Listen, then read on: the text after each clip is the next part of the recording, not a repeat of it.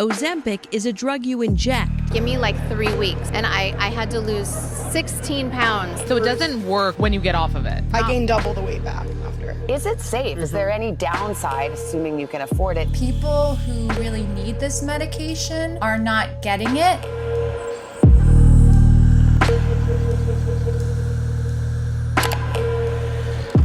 Hey, dude! Subscribe. Have you ever struggled with your weight or your appearance in general and tried everything that is out there, possibly every diet, every workout trend, and nothing ever seemed to work for you? Plus, isn't it like so much effort to stick to a certain diet or workout plan? Haven't you ever wished there was something out there, like an easy way out, some shape shake that actually works? I bet you have. 42% of adults are actively trying to lose weight. 1 out of 5 adults in the US has been on a diet before, but only 5% of those who went on a diet and lost weight in the process was able to keep the weight off in the long term. With the constant fluctuation of body goals and beauty ideals in our society, and at the same time the increasingly unhealthy lifestyles of ordinary people, comes this weird longing to adhere to the current beauty standard, while at the same time wanting to stick to our comfort zones as much as possible. Meaning, yes, I do want to be fit and lean, but I also want to have my cake and eat it too. In my day-to-day life as a working class citizen, I don't really get a whole lot of physical activity.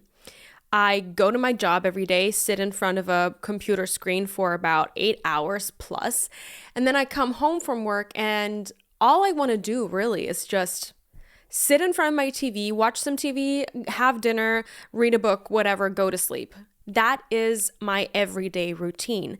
And because I know that that's not necessarily healthy, I drag my ass to the gym a couple times a week.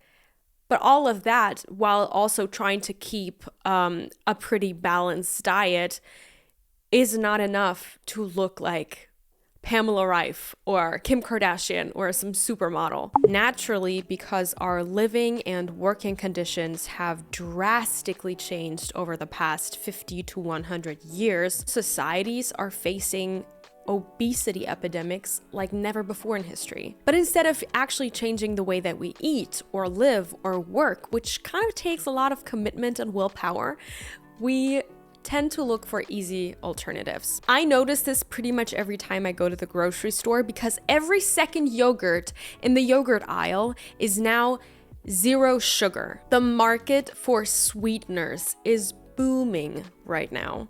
Sweeteners are in everything. They are the new sugar substitute, which is supposed to be way healthier than, regular sugary alternatives. But is it?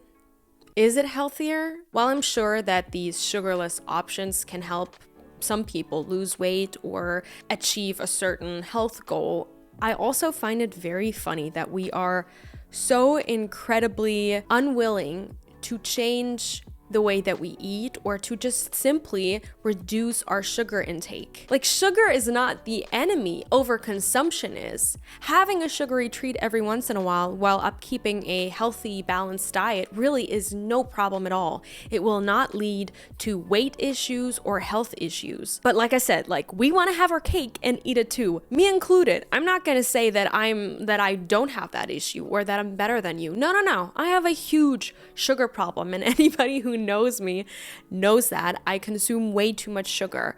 But I myself, I'm like that. I want to be fit and skinny and lean and healthy, quite frankly, but I also really want to eat my Nutella. Does it feel good? So, when hearing that a simple shot of Ozempic, a medication that is usually used by people who need to treat their diabetes, could help you lose up to 15% of your body weight without you having to change anything about your diet or your workout routine, people got really excited and flooded to the internet to purchase some off-label semaglutide shots. Was I surprised?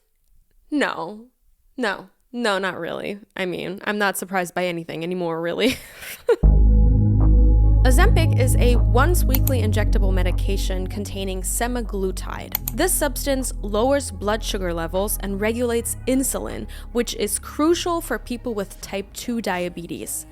The drug also imitates a hormone called glucagon-like peptide 1 that we naturally produce in our intestines, limiting appetite by signaling to our bodies that we are full and prompting our stomachs to empty more slowly.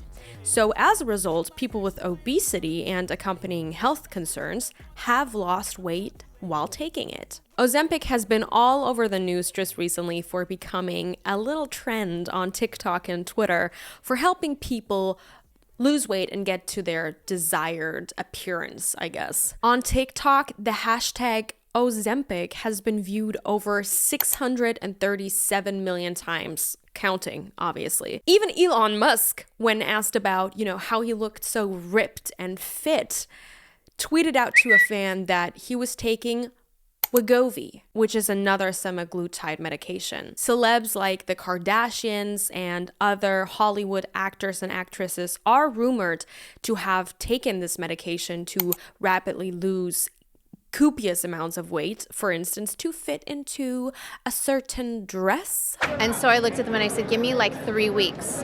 And I had to lose 16 pounds down today to be able to fit this. And some have even been open and out about it, and that they've been on it without even really knowing it. Yeah, everyone's on Ozempic. And she goes, I'm nauseous. And I'm like, really? And I go, I'm kind of nauseous. And then she's like, are you on Ozempic? I said, no, I'm not on Ozempic. And then I'm like, oh, I'm on semaglutide. She's like, that's Ozempic. So I was on it for, I think, a week. I realized that's what was making me nauseous. But yeah, the whole town is on Ozempic. My doctor had given it to me a while ago and said, oh, if you ever want to lose a couple pounds in a week, this is what it is. But I didn't make the connection that Ozempic and semaglutide were the same thing. Chelsea, girl. What? You were giving yourself shots without even knowing what's in them? How does that even happen? Mind you, this drug is relatively new. It was just FDA approved in 2017. And so other perfectly healthy people who are not diabetics are sharing little videos on TikTok and Instagram and so on how to poke yourself in the arm or stomach to lose weight. This drug is in such high demand right now that manufacturers are issuing supply disruptions. Do you know what that means? People who actually need this drug to treat their type 2 diabetes or other health concerns cannot get their hands on their needed medication. Insanity!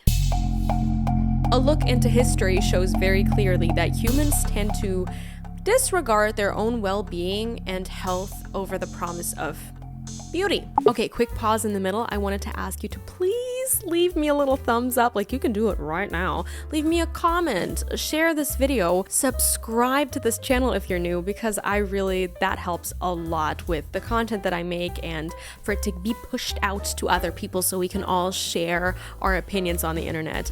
And that's all I wanted to say. Let's get back to it. In the early 1900s, Horace Fletcher introduced the world to Fletcherism, a way of eating that would allow you to taste everything but ingest nothing. Practitioners would chew their food until all the flavors were extracted and then spit out the leftover. Victorians, for instance, took arsenic, knowing very well that it could kill them since arsenic is very, very, very poisonous. But we'd do anything to be pretty.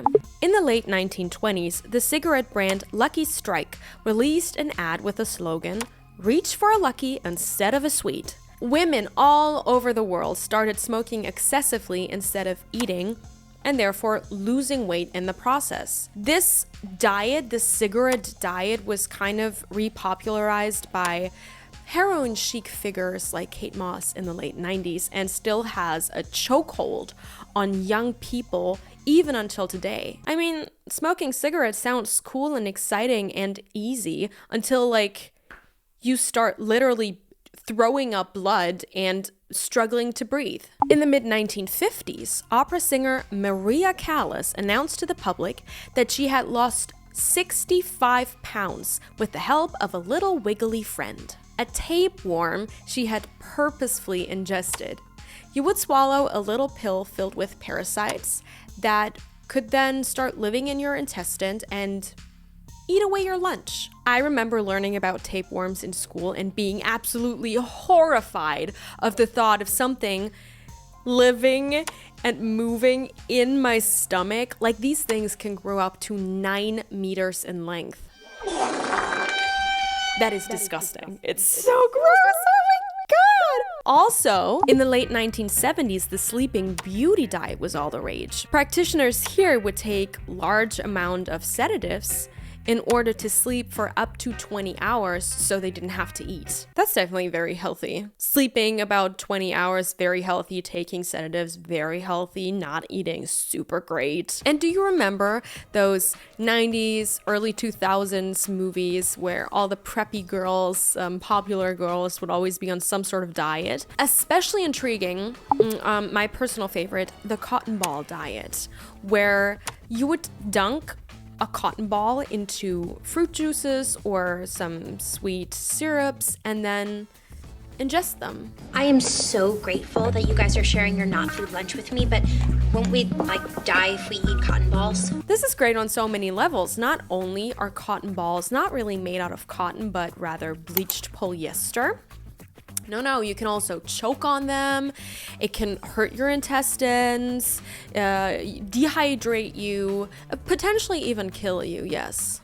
And now we're in 2023 and people are giving themselves diabetes medication. Wow. So here's why you shouldn't take Ozempic or any kind of prescription drug that isn't recommended to you by your doctor for a specific health concern. Side effects of Ozempic may be nausea, vomiting and diarrhea, pancreatitis, vision changes, hypoglycemia, which is super low blood sugar, kidney problems, severe allergic reactions, gallbladder problems, thyroid tumors, or even cancer.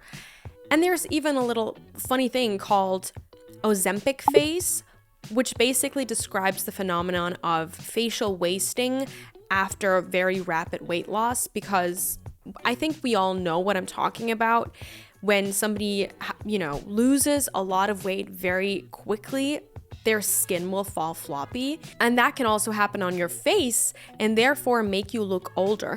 Isn't that exactly what we don't want? I mean, we always want to look young and beautiful, right? So for non-diabetic patients, this drug can actually lead to adverse events and ultimately the regain of weight in the long term after you stop using it. Because if you don't change anything about your lifestyle or your diet, once you stop taking this drug, you will regain the weight that you lost. And I think your point about how it only lasts for as long as you take it is kind of a big thing. Like once you stop it, you put the weight back on. Potentially, and then experts say even you could gain even more because remember, it's regulating insulin secretion and it's affecting hormones. It's not necessarily something that's going to reset you for life. So is it really worth it, putting your own life and well-being on the line to adhere to a current beauty standard? I beg you, please think of potential side effects, long-term and short-term side effects of taking a medication that isn't meant for you. And consider also that the stuff that you might buy online off-label on some sketchy internet site without having any proper knowledge on usage and dosage can actually lead to serious health complications. I'm no doctor, so please also don't get your health advice from me.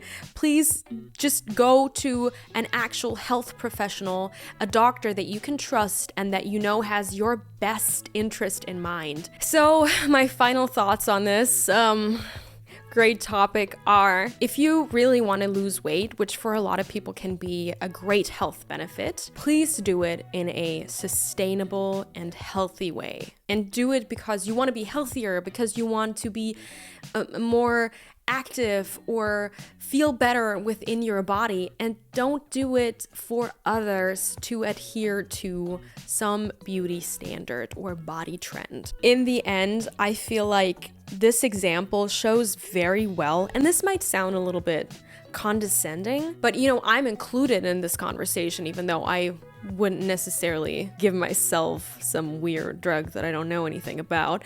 But I do partake in certain diet trends too. I think it shows very well how kind of lazy and I guess reckless we are as people when it comes to our health and well-being. Sometimes we don't really care to look into the side effects of certain drugs that are recommended to us by freaking strangers, sometimes on the internet. We always look for an easy way out. But when it comes to losing weight and maintaining a healthy lifestyle, there is no easy way out. You could also just try and learn to love and accept yourself the way that you are. You don't have to, unless obviously you're severely overweight and therefore very unhealthy, you don't have to lose weight to adhere to a beauty standard. You can just be who you are, and that's fine. I don't know, I guess this is all I wanted to say. I, again, hope that this maybe helped you understand the issue a little bit, and also look into like what crazy diets people have done over the years that are so insane that make you really question, like, why is beauty so important to us? Yeah, so this is the end of the video. I hope you liked it. I hope you enjoyed your time while listening to me. Like I said, I am not a doctor. All the information that I have in this video, I got from the internet. So if you want to check out my sources, they are linked down below. And we'll see each other in the next video in a couple of weeks. I don't know when. Whenever I have time. Bye-bye!